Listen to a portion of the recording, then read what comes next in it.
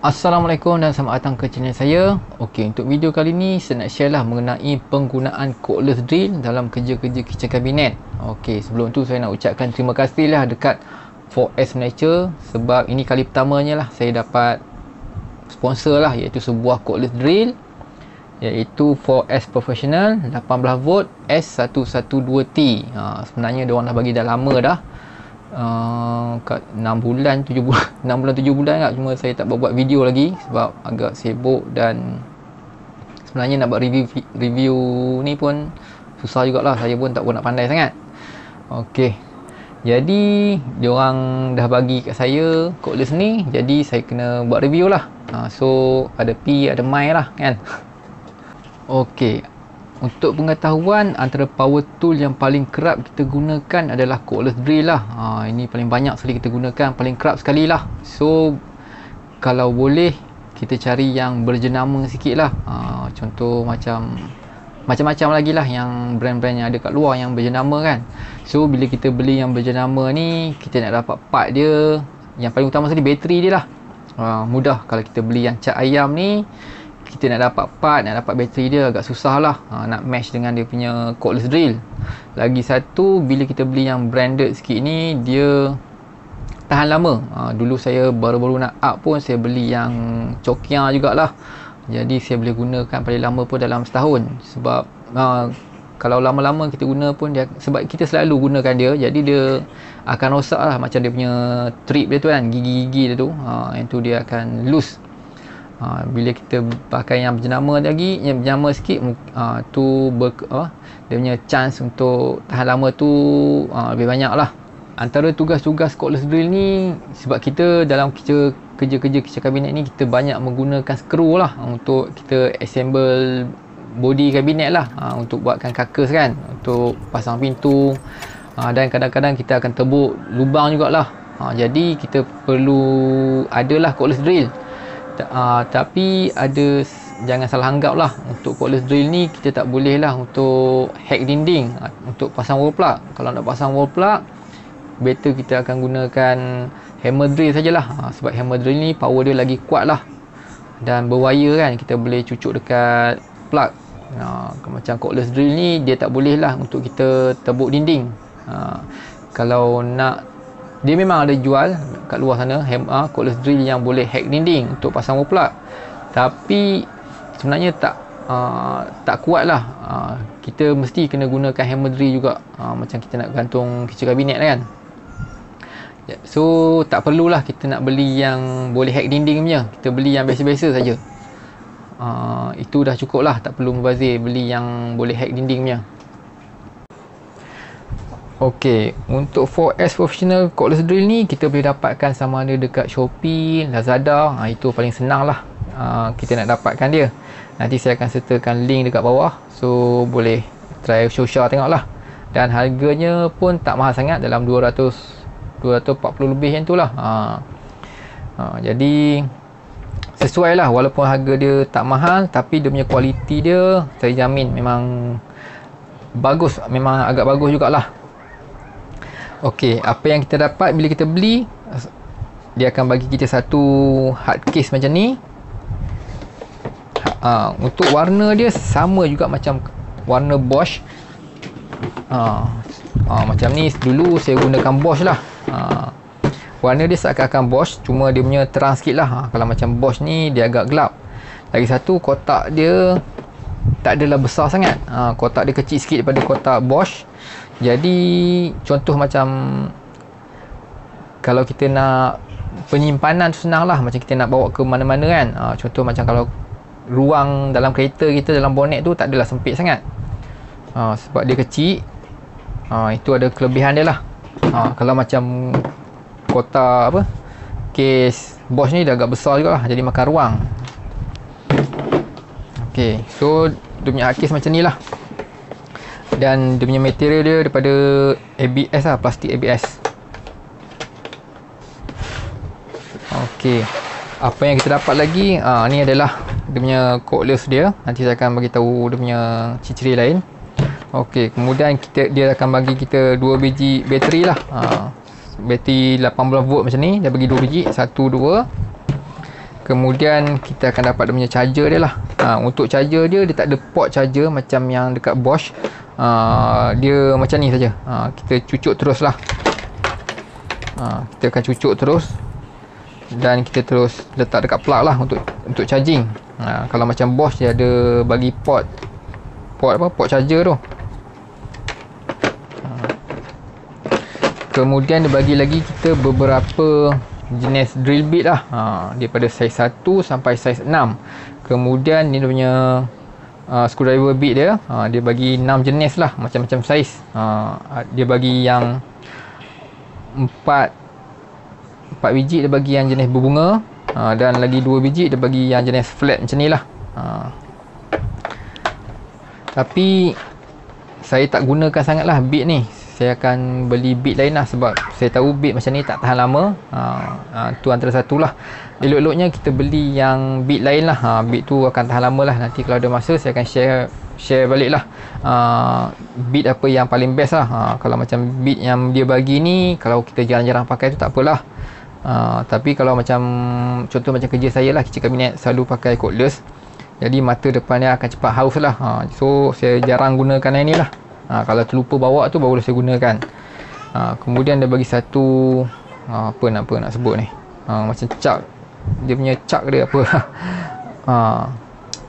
So dia ada magnet.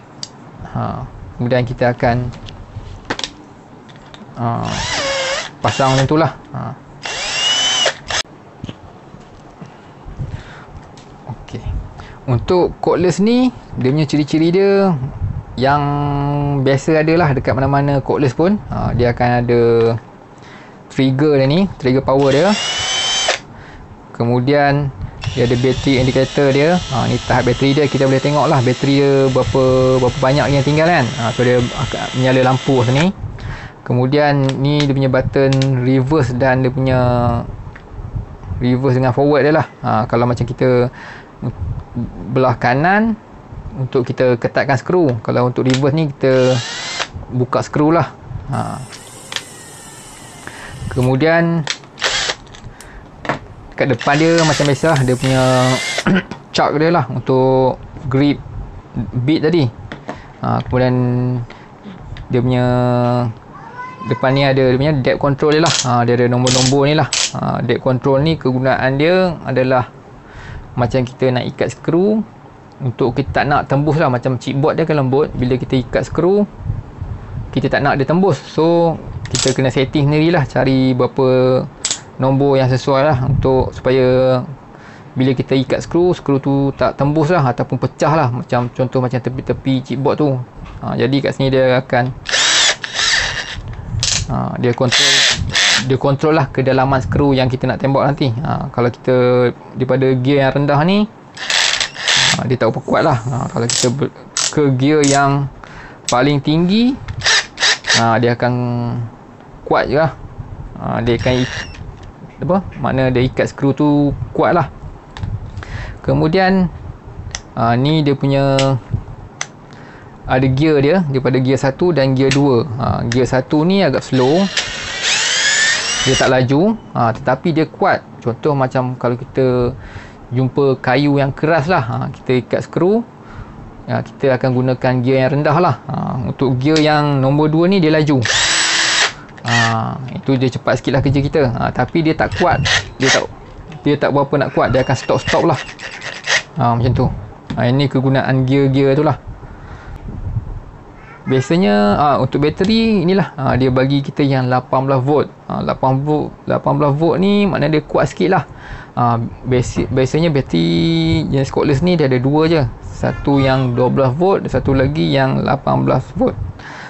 So kalau kita beli S112T ni, bateri dia dapat bateri petak macam ni lah. Bateri dia agak besar. Tersilap saya dalam dia ada bateri 1, 2, 3, 4, 5, 6. Biasanya ada 6 bateri lah. Kalau kita beli yang S112 tu, bateri dia 3 lah, 1, 2, 3 kan. So kita tak perlulah nak cas banyak kali lah. Macam contoh kalau kita nak pasang kitchen cabinet tu, cukup sekali je. Cukup sekali je kita cas, tak perlu 2-3 kali. Jadi jimat masa sikit lah. Macam tengah-tengah shock kita ikat skru, tiba-tiba bateri habis kan, kita nak kena tukar-tukar. Kalau kita gunakan yang 80V ni, dia tahan lama sikit lah, bateri dia tak kong sangat. Okey, lagi satu kelebihan bateri ni, dia petak. Bila dia petak, kita nak diri dia tu kan senang lah. So dia susah nak jatuh lah, tak terbalik kan. Kalau macam bateri bulat yang S112 tu, kita tak boleh lah nak dirikan macam ni. Memang dia agak simple, nampak macam simple je benda ni kan, tapi sebenarnya agak membantu jugalah. Macam kita tempat sempit, kita nak letak dia punya cordless ni kan, tak adalah kita nak baring-baringkan sangat. Okey, kemudian ciri-ciri lain depan ni dia ada lampu LED lah. Kegunaan lampu ni pun agak penting lah juga dalam kerja-kerja kabinet ni, sebab kadang-kadang kita akan merangkak bawah tabletop tempat gelap lah kan. Jadi lampu ni banyak membantu jugalah untuk tempat-tempat gelap kan. Dia akan suluh lah, bagi terang sikit kawasan yang kita nak tembak skru nanti. Okey, saya nak sentuh sikit lah mengenai bateri dia. Okey, kalau macam bateri S112, bateri dia jenis bulat. So kalau macam S112T, bateri dia petak. Jadi bateri dia lebih banyak lah, macam saya cakap tadi lah, ada 6 biji bateri dalam ni kan. Jadi kita nak mengecas tu tak adalah berulang-ulang banyak kali. Okey, lepas tu apa yang macam saya cakap ni, kalau kita beli branded ni, contoh kalau kita nak dapatkan bateri ni agak mudah. Contoh kita boleh cari dekat Shopee ataupun Lazada, senang dapat lah. Kalau kita beli yang cak ayam tadi, kita nak dapat bateri dia agak susah lah. Lepas tu kita kena ada dua bateri. Contohnya satu bateri macam kita nak pergi install lah, satu bateri kita buat kerja dan satu lagi bateri standby. Maknanya kita boleh cas lah sementara kita gunakan bateri ni, bateri lagi satu cas. Kalau kita ada satu saja bateri, kalau macam tiba-tiba bateri ni kong, kita nak buat kerja dah tak boleh lah. Sebab kita ada satu bateri kan. Kalau ada dua bateri, kita boleh jimat masa sikit lah, kita boleh tukar-tukar kan sambil buat kerja. Kalau tak, kita akan buang masa lah nak tunggu bateri tu penuh. Jangan anggap benda ni tak penting lah. Benda ni sebenarnya saya pernah terjadi jugalah, macam bateri, kedua-dua baterinya kong.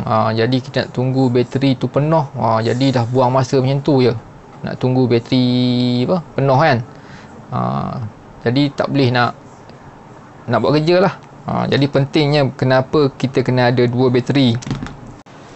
Okey, mungkin boleh saya tambah sikit lagi, iaitu macam mana cara nak pasang bit ni lah. Okey, sebab saya jumpa 2-3 orang juga, saya ingatkan dia orang pandai tapi dia orang tak tahu juga. Kalau yang tahu, tahulah. Kalau yang tak tahu macam mana nak pasang, dekat sini saya tunjukkan lah. Okey, cara nak gunakan dia. Okey, andai kata dia punya cak ni dia tertutup, so kita akan reverse lah. Maknanya reverse dia sebelah kiri. Kita tekan button tu lah, maknanya anak panah tu menghala ke badan kita lah, dan kita akan pegang lah ada punya, nak panggil apa ni, kepala ni lah. So kita tekan yang reverse dan kita picit dia punya trigger ni lah. So bila kita picit, dia akan buka lah dia punya cak ni.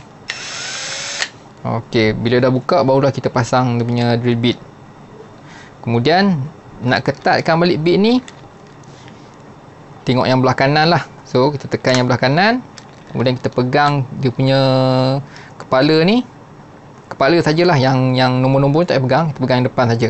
Kemudian pegang trigger, ketatkan lah. Okey, tu macam mana cara nak guna nak pasang bit ni lah. Saja saya share sebab memang ada yang tak tahu pun. Banyaklah 2-3 budak yang ikut saya pun tak pandai nak macam mana nak mula-mula nak gunakan cordless ni lah. Okey, jadi itulah sedikit antara penggunaan cordless drill lah yang mana saya dapat share kan lah. Jadi apa yang saya tahu itulah macam saya cakap tadi lah, cordless drill ni antara tool yang paling penting sekali lah. Contoh sekurang-kurangnya kalau macam kita baru nak mula buat kabinet kan, contoh macam installer lah, sekurang-kurangnya belilah sebiji cordless drill. Lepas tu kalau nak beli yang branded sikit, macam saya cakap tadi. Kalau kita nak dapatkan part ataupun nak beli bateri dia agak mudah. Lepas tu kalau kita tak ada cordless drill ni, takkan kita nak meminjam ke orang je kan. Tu kita ada projek tapi kita selalu kerap pinjam ke orang. Mungkin sekali dua orang bagi pinjam lah. Kalau lama-lama mungkin orang menyampah jugalah kan. Jadi bila dapat projek tu beringatlah, belilah beberapa power tool sikit-sikit lah, sampai penuh power tool anda kan. Macam saya dulu pun mula-mula nak start, saya beli, inilah tool yang paling pertama sekali saya beli. Lagi satu, bila kita gunakan sesuatu cordless drill tu kan, macam satu-satu jenis cordless drill tu kan, bila kita lama pakai, kita akan selesa lah dengan cordless kita. Walaupun kadang-kadang kita beli yang cat ayam kan, kita dah biasa pakai, kita dah sedap lah kita gunakan cordless drill yang kita ada tu. Kalau macam kita tiba-tiba kita terpinjam cordless orang lain kan, walaupun cordless orang tu beli mahal lah, beli mahal kali kan, kita tak sedap. Kita dah biasa dengan cordless drill yang kita guna selalu tu, dia akan sedap lah. Saya nak terangkan pun tak tahu macam mana feel kita menggunakan cordless drill tu, macam lagi shock lah daripada kita gunakan cordless drill orang. Ok, jadi saya rasa sampai setakat sini dululah video saya. Saya harap sikit-sikit sebanyak pun dapat bagi maklumat lah mengenai kerja-kerja kabinet ni. Antara power tool yang perlu kita ada lah, contohnya macam cordless ni lah. Kalau macam ada terlebih kurang tu saya minta maaf lah. Mungkin kalau ada yang saya tertinggal, kita boleh sama-sama sembang dekat komen lah kan. Nanti insyaAllah lah kita, kalau anda yang lebih arif, mungkin boleh bagi maklumat sikit-sikit lah. Saya pun tak apa nak tahu juga, tak apa nak pandai sangat lah. Ok, lagi sepatu, lagi sekali saya nak ucapkan terima kasih lah dekat 4S sebab bagi peluang, bagi sponsor untuk saya buat review. Tiba-tiba dia orang bagi saya cordless ni kan, saya agak terperanjat jugalah. Jadi saya hargai sangat-sangat lah. Channel kecil tapi dah dapat sponsor.